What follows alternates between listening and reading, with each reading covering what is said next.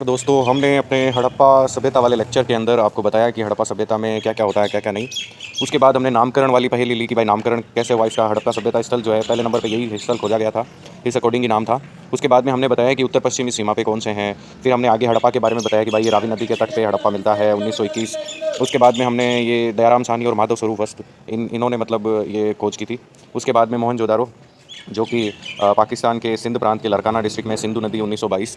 उसके बाद में चुनहदड़ो जो कि पाकिस्तान के सिंध प्रांत में है। उसके बाद में हमने आगे और भी डिटेल ली थी लोथल के बारे में, धोलावीरा के बारे में। फिर हड़प्पा के बारे में हमने ये पढ़ा कि हड़प्पा 2 खंडों में विभक्त था, पश्चिम में दुर्ग, निचला पूर्व स्थल, टीले का उत्खनन वगैरह किया था जो भी है। मोहनजोदारो के बारे में भी हमने पढ़ा कि वहाँ पे विशाल स्नानागार, पुरोहित आवास, अन्नागार वगैरह मिले। अब हम पढ़ेंगे नेक्स्ट चुनहदड़ो। चुनहदड़ो भी अभी वर्तमान में सिंध प्रांत में ही मिलता है। सामान्य नगर के अवशेष प्राप्त हुए हैं चूनदड़ों से, कुछ विशेष नहीं, सामान्य नगर के अवशेष यहाँ से भी प्राप्त हुए। वक्राकार ईंटों के प्रमाण मिलता है, यहाँ पे वक्राकार ईंटें मिलती है। गुड़िया मनका बनाने का कारखाना प्राप्त हुआ। मतलब आपको 3 बातें मुख्यतः इसमें याद रखनी है कि सामान्य नगर के अवशेष प्राप्त हुए, वक्राकार ईंटें प्राप्त हुई और गुड़िया मनका बनाने का कारखाना यहाँ से प्राप्त हुआ। उसके बाद हम देखते हैं लोथल को। लोथल जो है इसे लघु हड़प्पा या लघु मोहनजोदाड़ो कहा जाता है। लोथल नगर के पश्चिम में दुर्ग क्षेत्र एवं पूर्व में निचला नगर था। यहाँ का दुर्ग क्षेत्र एवं निचला नगर एक ही रक्षा प्राचीर से घिरा हुआ था। तो यहाँ का दुर्ग क्षेत्र है या नगर है वो एक ही प्राचीर से घिरा हुआ था। लोथल से गुड़िया मनका बनाने का कारखाना मिला, मतलब लोथल से भी मिला है, चुनहदड़ो से भी मिला है, यानी दोनों जगहों से ये कारखाने मिले हैं। यहीं से एक रंगाई कुंड का प्रमाण भी मिला है, रंगाई करने का। तो इसमें भी दुर्ग वाला सिस्टम था, निचला और ऊपर ऊपर वाला। लघु हड़प्पा और लघु मोहनजोदड़ो भी इसको लोथल को कहा जाता है। उसके बाद नेक्स्ट देखते हैं हम। लोथल में मकानों के दरवाजे मुख्य सड़कों पर खुलते थे, सड़कों पर ही खुलते थे। हमने यही देखा सिंधु घाटी सभ्यता के अंदर कि जो दरवाजे होते थे वो दूसरी तरफ और खिड़कियां मुख्य सड़क पर खुलती थी, पर यहाँ इसका उल्टा है, यहाँ पे दरवाजे ही मुख्य सड़क की तरफ खुला करते थे। लोथल के निचले नगर के पूरब में एक डॉकयार्ड यानी गोदीवाड़ा प्राप्त हुआ। डॉकयार्ड भी प्राप्त हुआ जहाँ पे मतलब एक तरीके से जहाज खड़े हो सकते हैं, छोटी जहाजें, नौकाएं।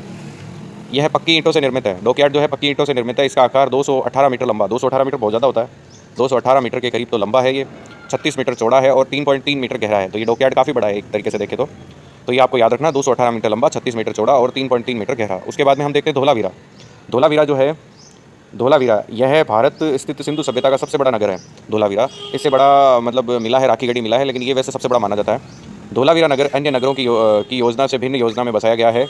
यहाँ से 16 जलाशयों के प्रमाण मिलता है और यहीं से स्टेडियम एवं सूचना पट के भी प्रमाण मिलते हैं। देखो 16 जलाशय मिलते हैं। जलाशय इस तरह से होते थे कुछ कि एक जलाशय अगर भर जाता था तो दूसरे में आ जाते, दूसरा भर जाता तो तीसरा भर जाता तो चौथे पे, इस तरह से कुल 16 जलाशय यहाँ से प्राप्त हुए और एक सूचना पट भी यहाँ से प्राप्त हुआ। उसके बाद देखते हैं कालीबंगा। यह नगर 2 खंडों में विभक्त है, पश्चिम में दुर्ग क्षेत्र और पूर्व में निचला नगर। यहाँ से सिंधु सभ्यता के नीचे पूर्व सैंधव संस्कृति के प्रमाण मिलते हैं। यहाँ का दुर्ग क्षेत्र एवं निचला नगर दोनों अलग अलग सुरक्षा प्राचीर से घिरा था। यहाँ के एक फट से अलंकृत ईंटों के साक्ष्य मिले हैं। यहाँ से आयताकार अग्नि वेदिकाएँ भी प्राप्त हुई, आयताकार वेदिकाएँ भी प्राप्त हुई है और दुर्ग का निचला नगर और वगैरह भी प्राप्त हुआ है। ठीक है, अब देखते हैं बनावली। बनावली देखते हैं। यहाँ का दुर्ग क्षेत्र निचला नगर अलग अलग नहीं है। मिट्टी का बना खिलौने के रूप में हल प्राप्त हुआ है और अग्नि वेदिकाएँ भी यहाँ से प्राप्त हुई है। उसके बाद में देखते हैं सामाजिक जीवन यहाँ का कैसा था। अग्नि वेदिकाएँ बनवाली में प्राप्त हुई है। सिंधु सभ्यता में समाज का स्वरूप मात्र सत्तात्मक था। ये वहाँ से मिली मूर्तियों से पता चलता है कि ये मात्र सत्तात्मक था।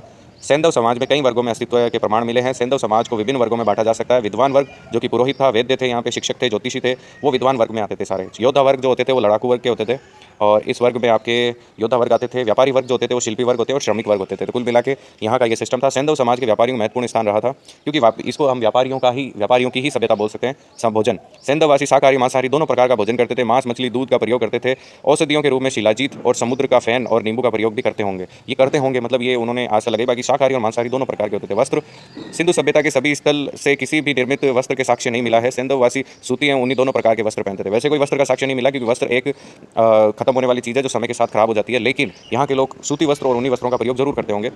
मोहनजोदाड़ो से चांदी की डिबिया के अंदर लाल रंग के कपड़े का साक्ष्य मिला है। चांदी की डिबिया मिली है मोहनजोदाड़ो से। स्त्रियाँ स्कर्ट नुमा वस्त्र धारण करती थी और शाल जैसा वस्त्र भी ऊपर की ओर धारण करती थी, तो स्कर्ट वगैरह पहनती थी स्त्रियाँ। ये भी यहाँ से प्राप्त हुआ है। फिर आभूषण सैंधववासी विभिन्न प्रकार के आभूषणों का प्रयोग करते थे।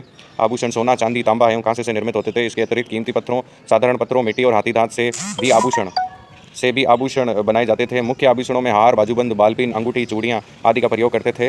हड़प्पा से सोने का बना हुआ 6 लकड़ियों वाला हार भी प्राप्त हुआ। सोने का बना हुआ लकड़ियों वाला हार भी हड़प्पा से प्राप्त हुआ। उसके बाद देखते हैं सौंदर्य प्रसाधन। सेंधवासी सौंदर्य प्रेमी थे। हड़प्पा के उत्खनन के प्रासादन बॉक्स प्राप्त हुए। प्रासादन बॉक्स का मतलब वो जो हम वो स्त्रियाँ रखती है जिनसे वो मतलब अपने चेहरे को सुंदर बनाने का प्रयास करती है। हड़प्पा से ही काजल की डिबिया, सफ़ेद पाउडर के प्रमाण मिले। चूर्ण दड़ों से लिपस्टिक के प्रमाण मिले। ये लिपस्टिक का प्रमाण चूर्ण दड़ों से मिला। स्त्रियाँ विभिन्न प्रकार के केश विन्यास करती थी, या तो केसों को भी अलग अलग आकार देती थी। समाधान के प्रणाली देखते हैं। सेंधवासी अपने मृतकों को 3 प्रकार से अंतिम संस्कार करते थे। पूर्ण समाधान, मृतकों को कब्र में दफनाने की परंपरा थी, ये पूर्ण समाधान। आंशिक समाधान, मृतक के शरीर को जंगल में रख देना तथा पशु पक्षी और उनके मांस को खा लेते थे तो हड्डियों को दफना देना, ये सब इनमें होता था। फिर उसके बाद में दाह संस्कार, मृतक को जलाने की परंपरा यहाँ पे थी। ठीक है, तो इसके बाद हम बाकी का जो लेक्चर है वो बाद की वीडियो में लेंगे। और इसी के साथ धन्यवाद।